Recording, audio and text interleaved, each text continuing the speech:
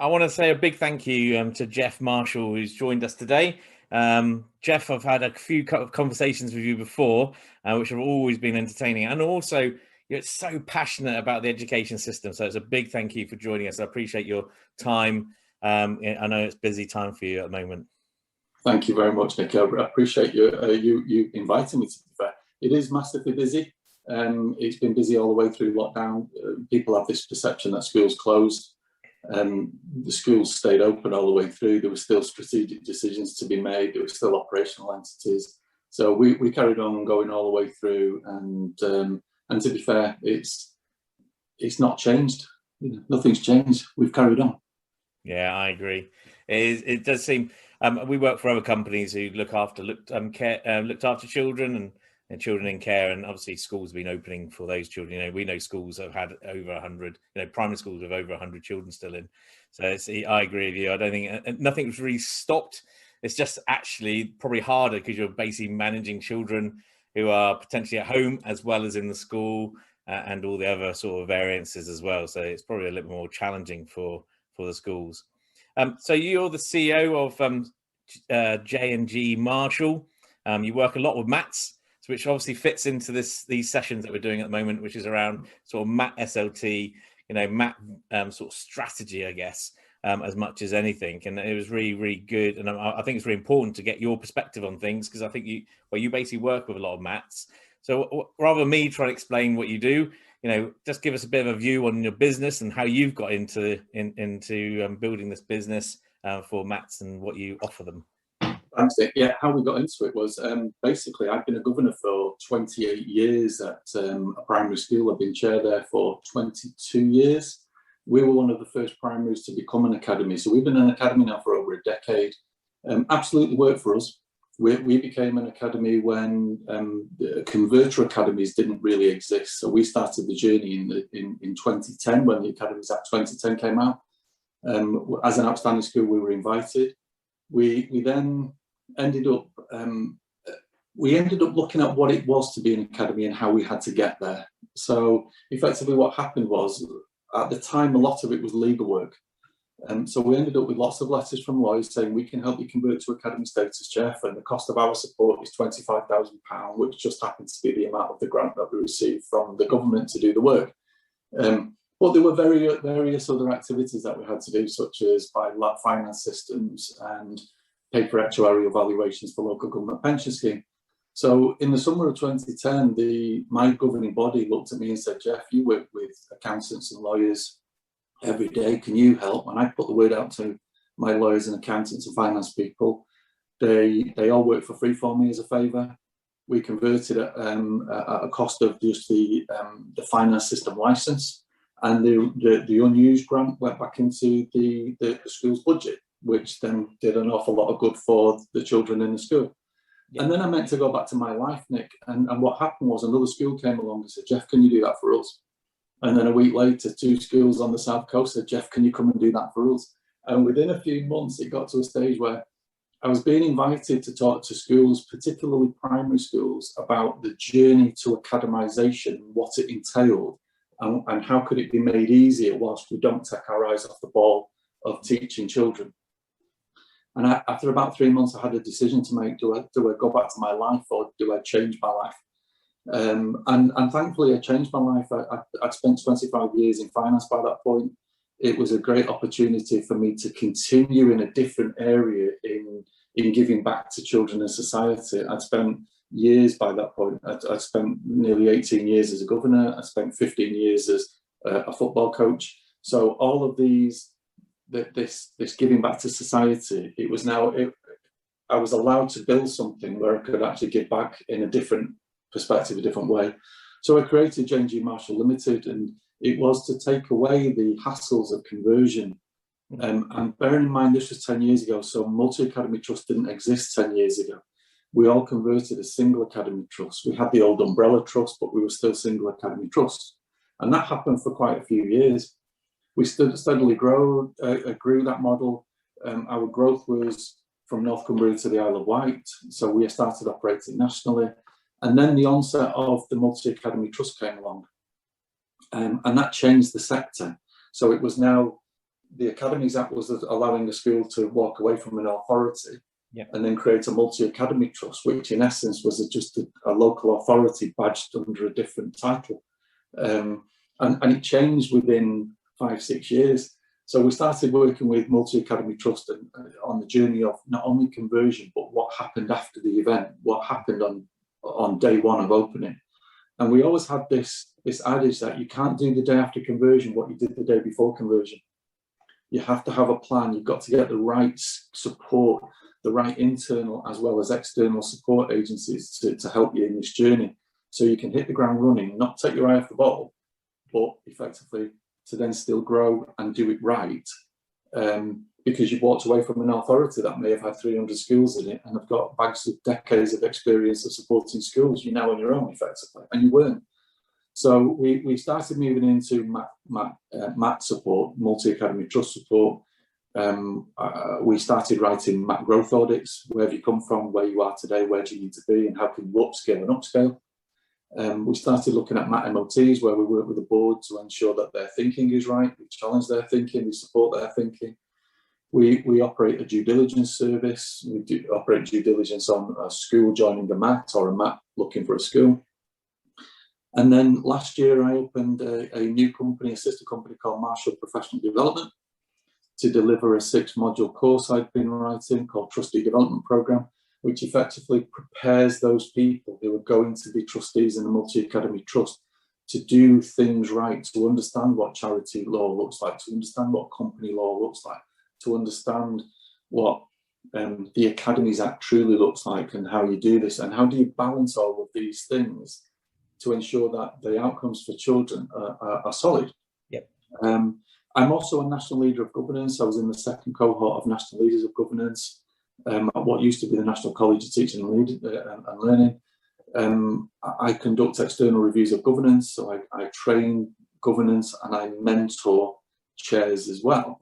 And we now have a coaching arm that works around senior and executive leaders and middle leaders in schools. So everything we did has all of a sudden come to a point where we actually now have a joined up approach to all things conversion, and then operating after the event for 125 years after the event, which is what MATs sign up to, effectively, academies sign up to 125-year list. And it's all geared to creating a one-stop shop, effectively, to support schools and make sure that the support is there and it's done right, to be fair. So that's my background, how I've ended up here today. We've currently converted 273 schools in England, so we have a bit of experience as to what is coming at schools in the MAT sector and what they need to do to solve it. No, that's amazing. So you've been there from the very beginning of the journey into academisation and obviously the Multi-Academy Trust piece all the way through to where we are now. So it's quite interesting. So it may sound like a simple question, but actually, based on some of the conversations we've had before, I don't think it's quite as simple as it probably sounds. But so the differences about where, especially with multi-academy trusts. So when they first came in, when the first cohort came about, do you think there are things which have been learnt since then? Do you think that the multi-academy trusts that are there now are different in the way they act? Or do you think there's still things to be learnt? Actually, there's still a different approach to be taken. That's a really good question, Nick, to be fair. And things have changed in the multi-academy trust sector. The original multi-academy trusts were effectively a phrase that the DfE coined a few years ago called MATs. So this was a group of head teachers or schools working together collaboratively, maybe as part of their cluster, who thought safety will come from us creating the multi-academy trust. And in actual fact, Nick, what happened was mainly they continued to operate as a group of individual schools, rather than considering that the legal entity is the limited company, the trust that sits above the schools, and the schools are trading styles of the MAT. Yeah.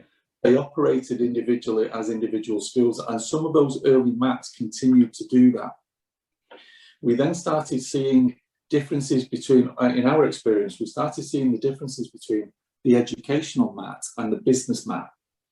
And the business MAT coming along saying 99% of what we do is the business, and then effectively the 1% is the education side of it. And you will have seen that approach. And the educational maths, where 99% of what we do is teaching and learning, and it's underpinned by the 1% of the strategic element who can actually provide what we need. And we ended up seeing a split of the Multi-Academy Trust three ways. We ended up seeing the educational MAT where they wanted to do it properly. We ended up seeing the educational MAT where they wanted to do it properly, but it was a different model. And we ended up with the traditional MATs where there was a group of schools coming together who operated as individuals with a bolted on MAT at the top. And that's kind of changed over the years. The DFE are now quite canny in understanding that from applications, is this a mates MAT? Is it going to be insular? Are you going to be a 4-school MAT for the next 10 years? And only when pressed for growth will you actually open the doors. So will you be too insular? Because that's not what the MAT world looks like. The MAT shouldn't be like that. It should be about working collaboratively, not only with the schools that are in your trust or the schools that are likely to join your trust, but working collaboratively and supporting schools that will never join your trust. But because you've got a skill set, you can actually help them. So you touch a wider audience.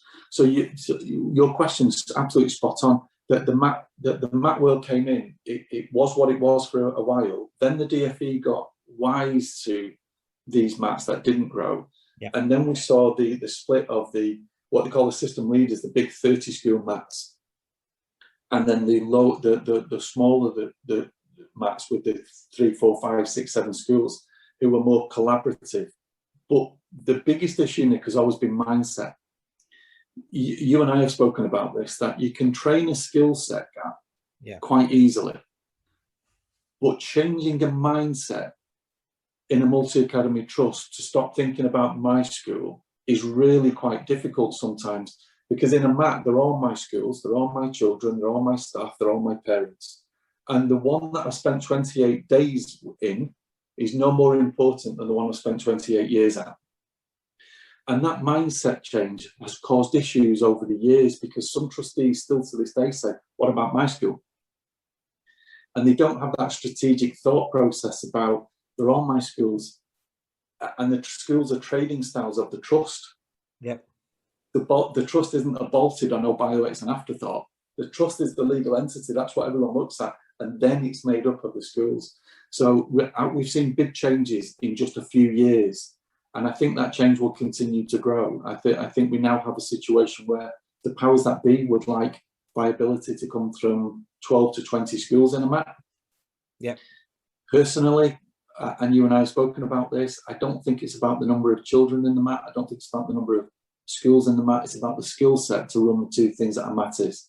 And the two things that a MAT is, it's a place of teaching and learning, and it's a business. And if you've got the skill set, it doesn't matter if you're a one-form entry primary school, as long as you're doing something right and the outcomes for those children are absolutely the best that they can be, and they are better than a lot of other schools, then in actual fact, it's bucking the trend of MATs. But we know where we're going. We know that the DFE, the policies, certainly in the last 4 weeks with Gavin Williamson's speeches, the MAT world is where most schools will end up. Yeah. So ensuring it's done right is massively key to ensuring we don't lose a school. Yeah, that's interesting, because also Gavin Williamson's talked about the bigger sort of MATs. You know, he's talked about more schools within MATs, and I agree with you. I think it's dependent on the actual type of MAT and their vision and their strategy, really, and their capabilities. Yes. And I guess you do a lot of support, you know, as you've already said, you know, to those MATs and ensuring that they understand what their true vision is and, you know, how they're going to go forward, but also at the same time, have they got the capability and capacity to actually deliver on that vision? Yeah. And that really is, again, we see them, have they got the desire? Yes. Have they got the capacity and the capabilities to do it? Possibly. But this is where we talk about the importance of not just having self-evaluation, but actually having external partners who can actually provide the different thought process and a different way of thinking to then say, well, we can build capacity here if you did this. Because if a trust only uses self-assessment and thinks it knows it all, then it will miss something. Those trusts who work with collaborative partners, and that could be governance, it could be finance, it could be edtech, it could be anything, ICT, it could be anything. As long as they work together to create something bigger than the sum of the parts, the decision making will be better, which means their capacity and capability to grow will be proven to be more robust than those who can't do that. Yeah, no, I totally agree. I think I'm not 100% sure if I think the edtech world is ready for this sometimes. I think there's still an element where a lot of edtech and even some of the services around edtech start from the school first and then go up to the MAT. But, you know. Nick, I mean, you've taken the words out of my mouth there, because you look at some of the things that edtech does, fantastically innovative. You look at companies like E2E in Chester, who are doing massively, superbly work on technology about delivering lessons remotely. You look at what PS Financials have built in their finances. You know, it's the dashboards that could probably run NASA. You look at Access Analytics. You look at school business services with all the things, the back office things that they're doing. Yeah. You look at the school bus. You look at Will Jordan, IMP. The fantastic, supremely innovative solutions to schools. But predominantly they are processes led, and they are led by schools and what schools do at an operational level. Yeah. Where the gap has been is the edtech to develop the strategic side of it, because if you consider it, the operational side can have the best of everything. It can have it's super innovative because things are coming out all of the time, and there are some fantastic companies that are doing it. But to me, it's still a process and system-led activity that they're doing. And yet, if you don't have the right strategic people using those systems properly because they don't have the skill set, or they're transient, or because they are volunteers, they dip in and out of decision-making, then you're kind of missing a trick, because we're not joining up the strategic versus the operational. We're not joining it up. We've been doing some great work with Howard Jackson and Kieran Bamford, Evaluated, and it's a multi-use dashboard of looking at not only the finances, but the HR, the staffing, the assets, the self-evaluation. And then there's an element of strategic evaluation. So what do the trustees know, and can they prove it? Because if the trustees, and we talk about, Mark Tappan at SBS and I, we talk about MVP, which is money, vision, and people. And you can't have one that doesn't work because the other two won't work. If you haven't got the right people, then the money will be wrong, and probably the visioning will be wrong. So in essence, where edtech is supremely good is delivering activities that are school-based. And even then, moving into the trust, they tend to be around the central functions. They tend to have a gap in where the strategic element lies. So if we could have something along the lines of Evaluated that's actually now just joining up strategic thinking with operational working, then we're closing the divide and we're joining something up. And you and I have talked about a joined up approach in education. We've talking about that for months, you and I, joined up approach in education. Yeah. And what we don't do is join up the strategic with the operational. I agree. I think there's an element where I don't think there's enough where people talk enough to the MATs to understand that. You know, I'm sure people go in and say, do you know, I know you probably have some pain in relation to finance. Do you know, we got a solution for that. But you're right, you know, talking to them about their strategy and their vision and saying, right, actually, do you know, this is actually what you need as a holistic solution. You know, that, you know, when I was talking to Rowena and in one of the last interviews that was just gone out, you know, she heads up a MAT, and you know, she doesn't want to hear, here's a little bit to my problem, here's a little bit to my problem, here's another little bit to my problem. She wants to hear, here's a holistic solution to your problem. And it sounds a little bit like what Howard's doing.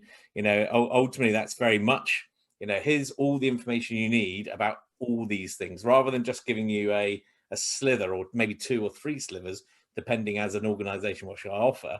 It's actually, here's all your, you know, here's all your information you need. Nick, that is so true, and that is so like thought leadership. It's so like a light bulb moment, because Howard and I and Kieran and I have been having conversations about if you join the two up, you can use the system for any activity at any time of the year, and it'll be the same system. So if you want to do due diligence on yourself, you can use the system. If you want to do due diligence on a school looking to join, you can use the same system. If you want to look at your assets, it is the same system. It's just a group of questions that you pull off from that. And then tomorrow you could then be looking at it to look at a growth plan. You could be then saying, how do we grow? So how can we take that plan to the RSC? And here's our dashboard, which says that actually we're performing really, really well across all areas. But the day after, you could get your finance team using the same system, pulling off different data for an activity that you've delegated down to them. Yep. So you're quite right in what you're talking about, saying about Rowena. Matt's want access to everything in the one hit. So rather than saying, well, in isolation, let's look at finance and let's get finance right. But if we don't get the strategic decision making right, it doesn't matter. It's irrelevant what you've done with the finance. Let's have a look at the teaching and learning and the data, and that could be absolutely superb. Yep. By getting it right, by looking in isolation. If the strategic element, when Ofsted walk through the door, Ofsted think your leadership and management is not outstanding, the school is not outstanding. Yeah, no, absolutely. So we've got to look at everything overall. We've got to look at the whole, rather than isolating things down and saying we're brilliant in this one area. Because if you're not brilliant in the other areas, you're not overall brilliant. So I get where you're coming from, and Rowena's quite right, and you've seen that.